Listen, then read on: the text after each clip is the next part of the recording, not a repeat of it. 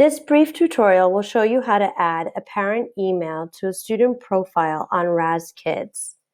So in order to do that, you will need to log in to the Raz-Kids platform by selecting Teacher and entering in your username and your password.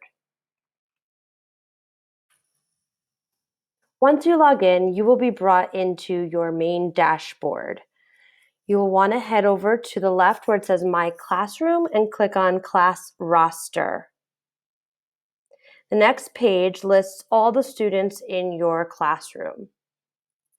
In order to enter a parent email, you will need to move across the row and click on the pencil, which will give you editing rights to the student's profile. Once in this window, you want to click on Parent Access and then enter the parent's first and last name and email address. And click the word Add. Note that you can add an additional parent if you're in a situation where the child goes between more than one home and you need to enter in more than one email address. Once you do this, parents will receive an email stating that they have access to see their child's activity on Raz-Kids.